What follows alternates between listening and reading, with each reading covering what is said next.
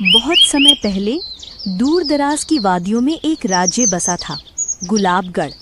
ये राज्य अपने गुलाबों, नदियों और सुंदर पर्वतों के लिए प्रसिद्ध था। यहाँ के लोग मेहनती और सादे स्वभाव के थे। महल ऊंचे ऊंचे संगमरमर से बने थे और हर कोने से झरनों का मधुर संगीत सुनाई देता था। इस राज्य की सबसे अनमोल धरोहर थी राजकुमारी अन्विता। अन्विता का जन्म राज्य के लिए किसी उत्सव से कम नहीं था। लोग कहते थे कि जब वो पैदा हुई थी उसी दिन आकाश से इंद्रधनुष उतरा और पूरे महल को घेरे रहा। तभी से लोग उसे इंद्रधनुषी राजकुमारी कहने लगे। अन्विता सुंदर तो थी ही, पर उसका मन और भी सुंदर था। वो रेशमी परिधानों और हीरे जवाहरातों में नहीं, बल्कि साधारण कपड़ों में सहज महसूस करती। उसे दरबार की राजनीति या महफिलों में बैठना अच्छा नहीं लगता था। उसका दिल तो हमेशा प्रकृति की ओर खींचता। हरे भरे बाग, झरनों का शोर, चिड़ियों की चहचहाहट और फूलों की खुशबू। अन्विता ने बचपन में ही एक सपना देखा था। वो सपना बहुत अजीब पर प्यारा था। उसने देखा कि उसके चारों ओर लाल लाल स्ट्रॉबेरी लटक रही हैं। उन स्ट्रॉबेरी के ऊपर ओस की बूंदें चमक रही हैं जैसे मोतियों से जड़ी हों। उनके बीच एक सफेद सा जादुई खरगोश बैठा था जो उससे कह रहा था, अन्विता, तुम्हारा दिल जितना पवित्र है उतना ही मीठा तुम्हारा बाग होगा। तुम्हारा बाग लोगों के लिए खुशियां लाएगा। उस दिन से राजकुमारी को स्ट्रॉबेरी का विशेष लगाव हो गया। वो जहां भी जाती स्ट्रॉबेरी ढूंढती। महल में विदेशी फल आते, उनमें स्ट्रॉबेरी भी होती और राजकुमारी उन्हें बड़े शौक से खाती। पर उसके मन में एक चाहत थी, क्यों ना वो अपना एक स्ट्रॉबेरी बाग बनाए। महल में पहले से ही कई बगीचे थे, गुलाब, चमेली, कमल और अमलतास से सजे हुए। लेकिन राजकुमारी ने सोचा, अगर मैं स्ट्रॉबेरी का बाग लगाऊं तो ये इस राज्य में सबसे अनोखा होगा। उसने अपने पिता महाराज अरिंदम से कहा, पिताजी, मैं चाहती हूँ कि हमारे राज्य में स्ट्रॉबेरी का बाग लगे। लोग सिर्फ गुलाब ही नहीं, मीठी मीठी स्ट्रॉबेरी का स्वाद भी चखें। महाराज ने मुस्कुराते हुए कहा, बेटी, स्ट्रॉबेरी यहाँ की मिट्टी में आसानी से नहीं उगेंगी।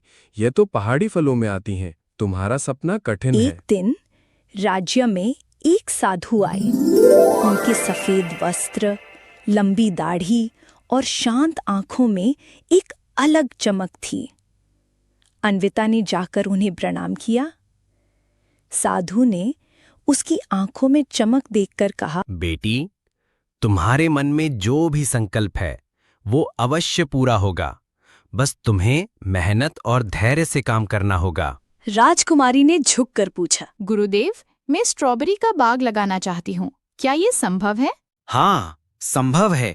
याद रखो, स्ट्रॉबेरी सिर्फ ठंडी हवाओं और शुद्ध दिलों में पनपती है। तुम्हें अपनी सच्चाई और प्रेम से इस बाग को सींचना होगा। जब पहला फल खिलेगा तो वो तुम्हारे राज्य की किस्मत बदल देगा। इन शब्दों ने राजकुमारी का आत्मविश्वास और भी बढ़ा दिया।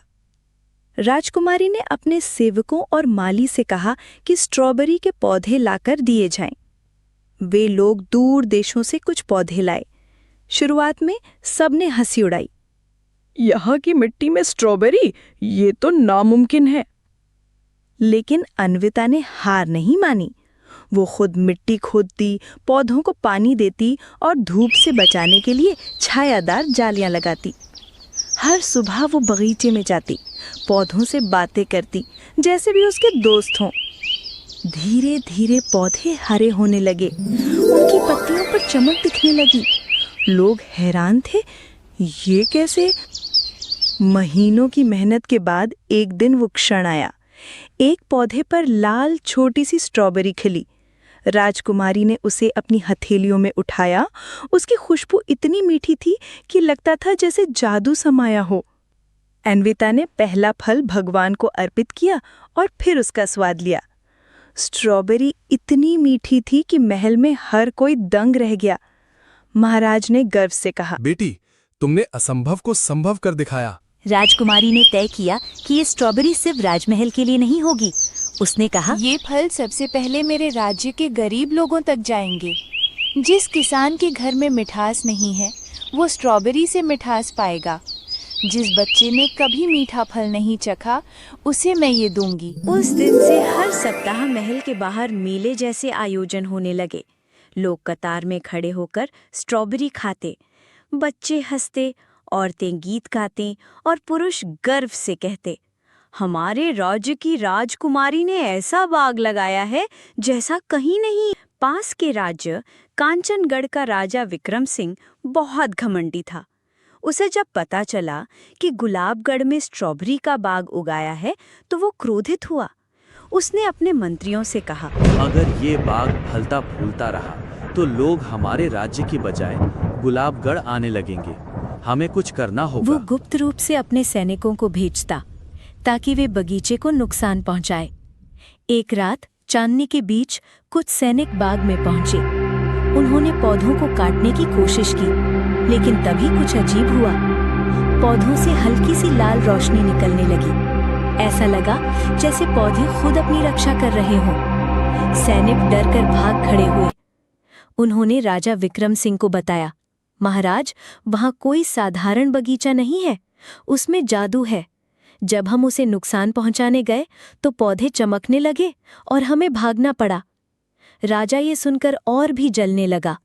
दरअसल राजकुमारी अन्विता रोज पौधों से बातें करती और उन्हें अपने मन की बातें सुनाती। वो कहती, तुम सिर्फ फल नहीं हो, मेरे सपनों का हिस्सा हो। जब तुम खिलते हो तो मेरा मन भी खिल उठता है। महाराज ने आदेश दिया कि इस अवसर पर स्ट्रॉबेरी महोत्सव मनाया जाए। राज्य को सजाया गया, गलियों में लाल झंडियां फहराई गईं, लोगों ने गीत। राजकुमारी ने हर मेहमान को अपने हाथों से स्ट्रॉबेरी खिलाई। लोग कहते, ये फल तो सिर्फ स्वादिष्ट नहीं बल्कि दिल को खुश कर देता है। पर जब सब जश्न मना रहे थे तभी राजकुमारी के मन में एक बेचैनी उठी। उसे लगा कि कहीं कुछ बुरा होने वाला है। वो अक्सर सपने में वही सफेद खरगोश देखती जो उसे चेतावनी देता, सावधान रहो अन्विता, तुम्हारे बगीचे पर बुरी नजर पड़ चुकी है। राजकुमारी समझ नहीं पा रही थी कि ये सपना सच है या उसका वहम। स्ट्रॉबेरी महोत्सव के कुछ ही दिनों बाद गुलाबगढ़ पर काले बादल छाने लगे। लोग कहते थे कि ये प्राकृतिक तूफान है, पर राजकुमारी अन्विता जानती थी कि ये साधारण नहीं। उसके दिल में वही सफेद खरगोश का सपना घूम रहा था। बुरी नजर तुम्हारे बाग पर पड़ चुकी है। राजकुमारी ने अपने पिता से कहा, पिताजी, हमें सावधान रहना होगा। कोई हमारे बाग को नुकसान पहुंचाना चाहता है। महाराज ने उसकी बात को गंभीरता से लिया और महल की सुरक्षा बढ़ा दी, लेकिन वे नहीं जानते थे कि असली खतरा कहां से आने वाला है। कांचनगढ़ का राजा विक्रम सिंह लगातार ईर्ष्या में जल रहा था। उसने अपने दरबार के तांत्रिक को बुलाया।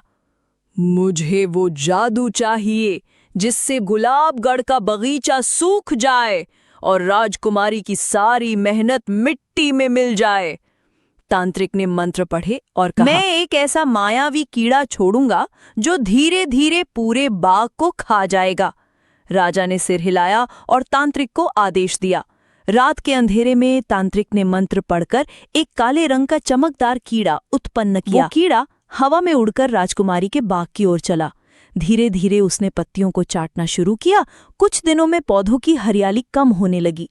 लोगों ने कहा, लगता है मौसम का असर है, पर राजकुमारी जानती थी कि ये कुछ और है। अन्विता बगीचे के बीच बैठ गई और बोली, मेरे प्यारे पौधों, मैं तुम्हें मरते हुए नहीं देख सकती। तुमने मुझे जो खुशी दी है मैं उसका कर्जदार हूँ। कृपया मुझे रास्ता दिखाओ। तभी उसे वही सफेद खरगोश फिर से दिखा। इस बार सपने में नहीं, हकीकत में। खरगोश उसके सामने कूदकर आया और बोला, अन्विता, ये कीड़ा साधारण नहीं है। इसे हराने के लिए तुम्हें नीलम झरना से जल लाना होगा। उस जल में इतनी शक्ति है कि ये किसी भी विष को धो सकता है। ये बगीचा सिर्फ मेरा नहीं है, पूरे राज्य का है। अगर ये नष्ट हुआ तो लोगों की खुशी भी नष्ट हो जाए। उसने साधारण वेशभूषा पहनी, एक थैला उठाया और निकल पड़ी। राजकुमारी सबसे पहले एक गहरे जंगल में पहुंची। वहां पेड़ इतने ऊंचे थे कि सूरज की रोशनी भी मुश्किल से पहुंचती।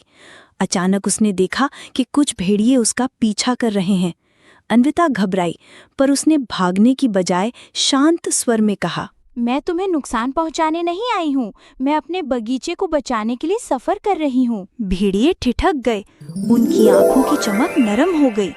उनके झुंड का मुखिया आगे आया और बोला, तुम्हारे भीतर डर नहीं, करुणा है, हम तुम्हें रास्ता दिखाएंगे।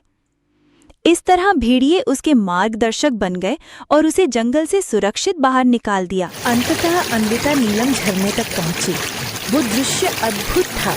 झरना नीले रत्नों की तरह चमक रहा था, लेकिन झरने के द्वार पर एक रक्षक खड़ा था, एक विशाल अजगर। वो गरज कर बोला, जो भी इस जल को लेना चाहता है उसे पहले अपनी नीयत साबित करनी होगी। तुम कौन हो? अन्विता ने सिर झुकाकर कहा, मैं गुलाबगढ़ की राजकुमारी हूँ। मेरा बगीचा मायावी कीड़े से नष्ट हो रहा है। ये बगीचा सिर्फ मेरा नहीं, मेरे पूरे राज्य का है। मैं लोगों की खुशी बचाने के लिए ये जल चाहती हूँ। अजगर ने उसकी आंखों में झांका। उसे वहाँ स्वार्थ नहीं बल्कि सच्चाई और प्रेम दिखाई दिया। वो मुस्कुराया और बोला, जाओ, ये जल तुम्हारा है। राजकुमारी ने अपने पात्र में जल भरा और वापस लौटने लगी। अन्विता ने नीलम झरने का जल बगीचे में छिड़क दिया। जैसे ही जल पत्तियों पर गिरा, पौधे चमक उठे। मायावी कीड़ा तुरंत जलकर राख हो गया। स्ट्रॉबेरी के पौधों में फिर से हरियाली लौट आई। लोग खुश होकर नाचने लगे। बच्चे चिल्लाए, हमारी राजकुमारी जिंदाबाद। राजकुमारी अन्विता ने अपने जीवन का बाकी समय भी उसी बगीचे की देखभाल में बिताया। वो रोज बच्चों को वहां बुलाती, उन्हें स्ट्रॉबेरी खिलाती और कहानियां सुनाती। लोग पीढ़ी दर पीढ़ी कहते, अगर सच्चे दिल से मेहनत और प्रेम किया जाए तो कोई सपना अधूरा नहीं रहता। और राजकुमारी का नाम सदा के लिए अमर हो गया, स्ट्रॉबेरी वाली राजकुमारी। ऐसी ही हिंदी कहानियाँ देखने के लिए हमारे चैनल को सब्सक्राइब करें।